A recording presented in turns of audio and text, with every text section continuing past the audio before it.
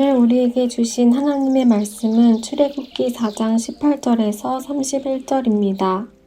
모세가 그의 장인 이드로에게로 돌아가서 그에게 이르되 내가 애굽에 있는 내 형제들에게로 돌아가서 그들이 아직 살아있는지 알아보려 하오니 나로 가게 하소서. 이드로가 모세에게 평안히 가라 하니라. 여호와께서 미디안에서 모세에게 이르시되 애굽으로 돌아가라. 내 목숨을 노리던 자가 다 죽었느니라. 모세가 그의 아내와 아들들을 나귀에 태우고 애굽으로 돌아가는데 모세가 하나님의 지팡이를 손에 잡았더라. 여호와께서 모세에게 이르시되 내가 애굽으로 돌아가거든 내가 내 손에 준 이적을 바로 앞에서 다 행하라.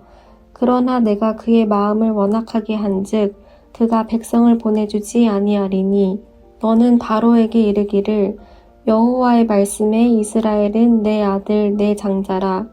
내가 내게 이르기를 내 아들을 보내주어 나를 섬기게 하라 하여도 내가 보내주기를 거절하니 내가 내 아들 내 장자를 죽이리라 하셨다 하라 하시니라. 모세가 길을 가다가 숙소에 있을 때에 여호와께서 그를 만나사 그를 죽이려 하신지라. 십보라가 돌칼을 가져다가 그의 아들의 포피를 베어 그의 발에 갖다 대며 이르되 당신은 참으로 내게 피 남편이로다 하니 여호와께서 그를 놓아주시니라. 그때 십보라가 피 남편이라 함은 할례 때문이었더라. 여호와께서 아론에게 이르시되 광야에 가서 모세를 맞으라 하시매 그가 가서 하나님의 산에서 모세를 만나 그에게 입맞추니 모세가 여호와께서 자기에게 분부하여 보내신 모든 말씀과 여호와께서 자기에게 명령하신 모든 이적을 아론에게 알리니라. 모세와 아론이 가서 이스라엘 자손의 모든 장로를 모으고 아론이 여호와께서 모세에게 이르신 모든 말씀을 전하고 그 백성 앞에서 이적을 행하니 백성이 믿으며 여호와께서 이스라엘 자손을 찾으시고 그들의 고난을 살피셨다 함을 듣고 머리 숙여 경배하였더라. 아멘. 오늘 우리가 함께 읽은 출애굽기 4장은 미디안 광야에서 40년 동안 이름 없는 목자로 살아가던 모세가 호렙산 떨기나무 불꽃 가운데서 하나님의 부르심을 받고 마침내 사명에 순종하여 애굽으로 돌아가는 긴박한 여정을 기록하고 있습니다. 19절에서 하나님은 다시 한번 모세에게 확신을 주십니다. 애굽으로 돌아가라. 내 목숨을 노리던 자가 다 죽었느니라. 이 하나님의 세밀한 음성은 40년 전 애굽에서 도망쳐 나와야만 했던 모세의 깊은 두려움을 완전히 씻어주시는 위로의 말씀이었습니다. 모세는 이제 아내 십보라와 두 아들을 나귀에 태우고 손에는 하나님의 지팡이를 굳게 쥔 채 발걸음을 내딛습니다. 하나님의 분명한 부르심과 약속이 있었고 이제 모세의 순종이 더해졌습니다. 모든 것이 순조롭게 진행될 것만 같았습니다. 그런데 이 거룩한 순종의 여정 한가운데서 너무나 의아하고 충격적인 사건이 발생합니다. 24절을 보시면 모세가 길을 가다가 숙소에 있을 때에 여호와께서 그를 만나사 그를 죽이려 하신지라. 이게 대체 무슨 일입니까? 40년 동안 광야에 묻혀있던 사람을 찾아가서 온갖 기적을 보여주시면서 부르실 때는 언제인데 이제 와서 갑자기 사명자를 죽이려 하시는 이유가 무엇입니까? 이 절체절명의 위기 속에서 하나님의 진노는 아내 십보라의 결단력 있는 행동으로 신속하게 가라앉게 됩니다. 25절을 보시면 십보라가 급히 돌칼을 가져다가 아들의 포피를 베어 모세의 발을 대며 당신은 참으로 내게 피남편이로다 라고 외칩니다. 성경은 그제야 여호와께서 모세를 놓아주셨다라고 기록하며 이 끔찍한 위기의 원인이 바로 할례 문제였음을 명확히 밝혀줍니다.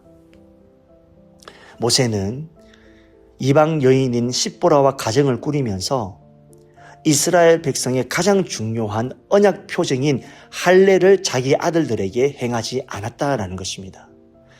아마도 피를 흘리는 이스라엘의 할례 의식을 미디안 여인 십보라가 혐오하고 반대했을 가망성이 있습니다. 이방 땅에 살고 있다는 핑계로 이 중대한 영적 책임을 계속 미뤄왔던 것 같습니다. 그렇다면 모세가 할례를 행하지 않은 것이 위대한 출애굽의 지도자를 당장 죽으셔야 할 만큼 중대한 죄악이었습니까? 그 해답은 22절에 나와 있습니다. 너는 바로에게 이르기를 여호와의 말씀에 이스라엘은 내 아들 내 장자라 라고 말씀합니다. 하나님은 지금 이스라엘 민족을 향해서 너는 내 아들이다, 내 장자다 라고 선언하고 계시는데요. 당시 천하를 호령하는 애굽의 왕 바로 앞에서 노예로 전락한 이스라엘 백성들이 사실은 천지 만물을 창조하신 여호와 하나님의 장자임을 당당히 선포하라라는 것입니다. 이 장자라는 특별한 언약 관계는 창세기 17장 아브라함의 언약으로 거슬러 올라갑니다. 하나님은 이 할례라는 흔적을 통해 이스라엘의 세상 문화를 버리고 오직 하나님만을 유일한 왕으로 모시며 생명 걸고 순종하겠다는 철저한 결단을 요구하셨습니다. 그런데 생각해 보십시오. 지금 모세는 이스라엘이라는 거대한 하나님의 장자를 이끌 민족의 지도자로 부름받았습니다. 그런데 정작 사명자 본인의 가정 안에는 상황과 핑계에 밀려 하나님의 언약이 무시되고 있었던 것입니다. 하나님 편에서 볼 때 언약을 무시하는 자가 언약 백성을 이끌 수는 없는 노릇이었습니다. 자기 가정 안에서 하나님의 주권을 세우지 못한 자가 어떻게 제국 애굽 앞에서 하나님의 주권을 선포할 수가 있겠습니까? 그래서 하나님은 모세의 생명을 거두시려는 이 충격적인 방법을 통해서라도 그가 영적으로 철저히 각성하기를 원하셨던 것입니다. 내 삶의 은밀한 자리, 내 가정 안에서부터 나와 맺은 언약을 철저히 이행하라. 내가 너의 진정한 주인임을 인정하라라는 것입니다. 성도 여러분, 우리가 주의 일을 감당할 때 놓치지 말아야 할 원리가 여기에 있습니다. 화려한 사역의 열매보다 중요한 것은 내 은밀한 삶의 자리에서 내가 정말 말씀 앞에 엎드려 있는가 하는 것입니다. 이제 이 언약을 신약 시대를 살아가는 우리에게 한번 적용해 보겠습니다. 구약의 육신적인 할례 언약은 예수 그리스도의 십자가 은혜로 완전히 성취되었습니다. 그러나 그 언약의 영적 정신은 더욱 깊고 강력하게 요구됩니다. 사도 바울은 로마서 2장에서 표면적 육신의 할례가 아니라 마음의 할례를 받아야 한다라고 선포합니다. 예리한 말씀의 검을 들고 내 마음 깊은 곳에 꽈리를 틀고 있는 굳어버린 양심, 타성에 젖은 신앙, 이기적인 욕망, 용서하지 못하는 쓴뿌리들을 과감하게 잘라내야 할 것을 말씀하고 있습니다. 더러운 것을 도려내고 영적인 성결을 유지하는 것, 이것이 바로 진정한 마음의 할례입니다. 나아가 골로새서 2장은 이 마음의 할례가 곧 우리가 받는 세례의 참된 의미임을 가르쳐 주십니다. 세례는 종교적 의식이 아닙니다. 과거에 죄악된 자아가 십자가에서 완전히 죽고 이제는 예수님의 생명으로 다시 살아나는 영적 연합입니다. 이를 통해 우리는 너는 내 아들, 내 장자라 부르시는 하나님의 거룩한 자녀가 되고 예수 그리스도만을 유일한 주인으로 모시는 거룩한 신부가 되는 것입니다. 우리는 겉모양만의 신앙에 머물러서는 안 됩니다. 말씀 앞에서의 철저한 자기 부인과 구별된 성결함이 언약 백성의 참된 모습입니다. 말씀을 맺겠습니다. 오늘 여호와께서 숙소에서 모세를 찾아오셨던 것처럼 오늘 성령께서 우리 각 사람의 심령을 찾아와 주시기를 소망합니다. 세상과 타협하며 미뤄두었던 순종의 자리는 어디입니까?